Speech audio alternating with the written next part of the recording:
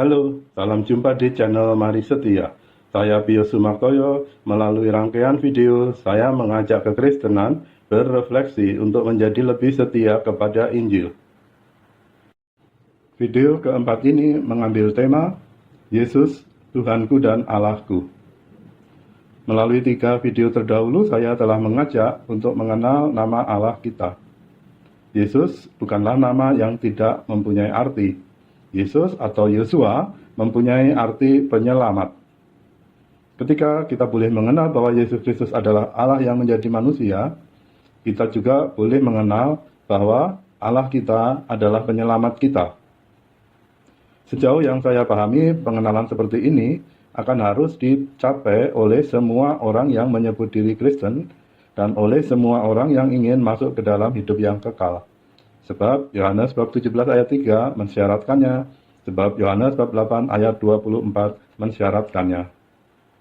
Yohanes bab 17 ayat 3. Inilah hidup yang kekal itu, yaitu bahwa mereka mengenal Engkau satu-satunya Allah yang benar dan mengenal Yesus Kristus yang telah Engkau utus. Yohanes bab 8 ayat 24. Karena itu tadi aku berkata kepadamu, bahwa kamu akan mati dalam dosamu, sebab jikalau kamu tidak percaya bahwa akulah Dia, kamu akan mati dalam dosamu.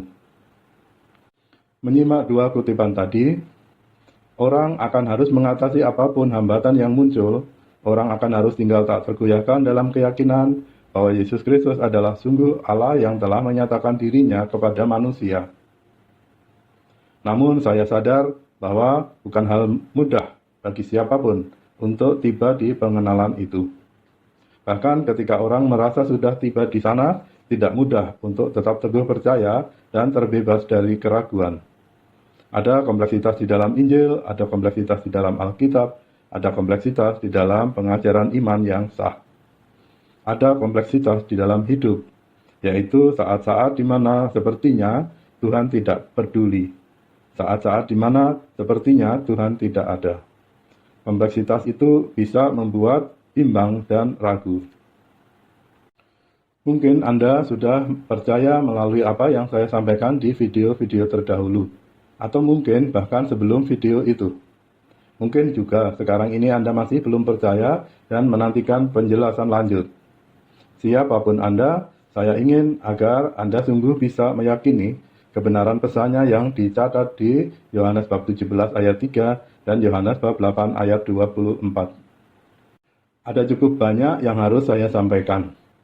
Di video-video lanjutan nanti, saya akan mengajak kita mengenal siapa manusia.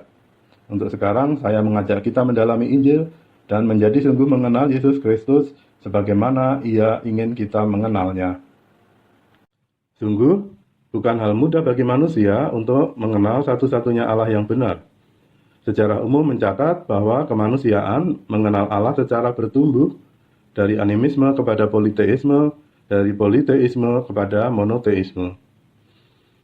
Tetapi adalah suatu kekeliruan untuk memastikan bahwa mereka yang monoteis berarti sudah mengenal satu-satunya Allah yang benar.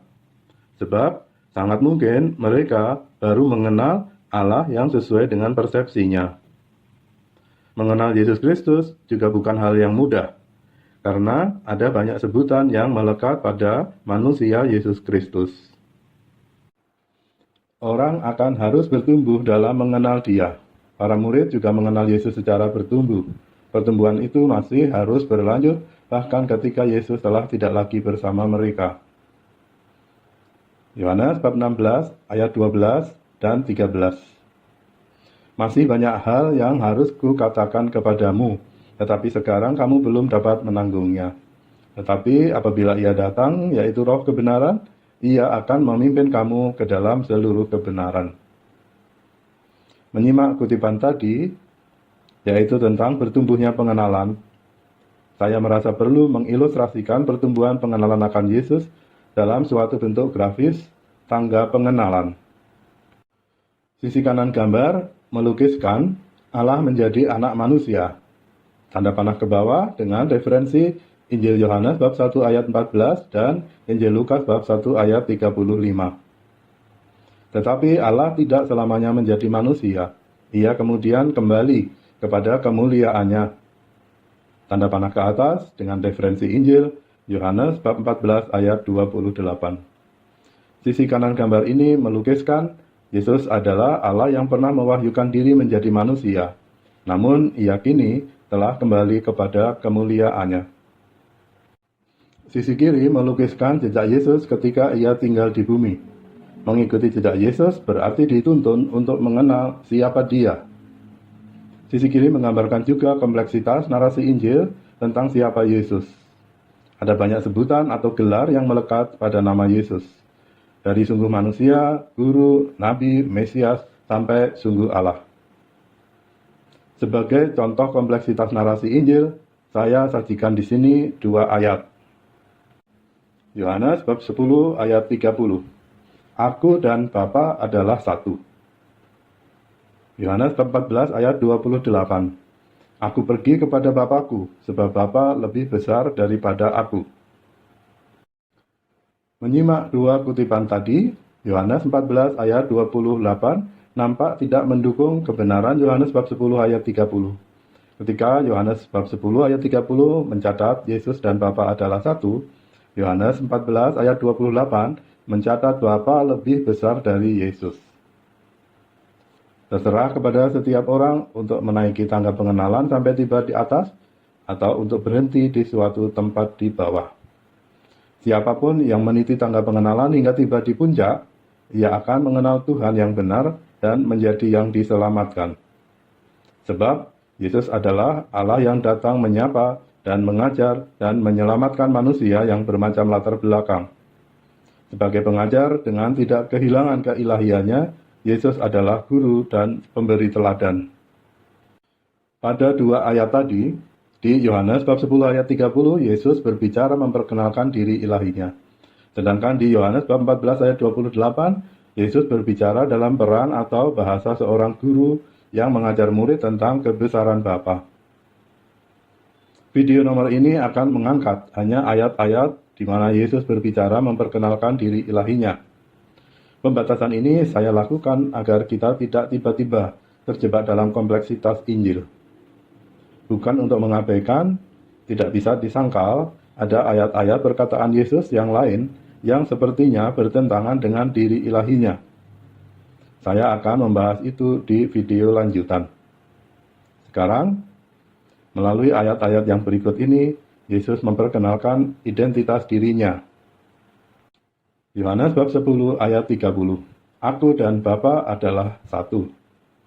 Yohanes bab 12 ayat 45. Dan barang siapa melihat aku, ia melihat Dia yang telah mengutus aku. Yohanes bab 14 ayat 7. Sekiranya kamu mengenal aku, pasti kamu juga mengenal Bapakku. Sekarang ini kamu mengenal Dia dan kamu telah melihat Dia. Yohanes bab 14 ayat 9. Barang siapa telah melihat aku, ia telah melihat Bapa. Bagaimana engkau berkata, tunjukkanlah Bapa itu kepada kami. Mari perhatikan Yohanes bab 10 ayat 30. Aku dan Bapa adalah satu. Pertanyaannya, sampai sejauh apa kita boleh mengenal satunya Yesus dan Bapa? Sebagai 2 pribadi ilahi yang menyatu, atau sebagai 2 hakikat ilahi yang menyatu?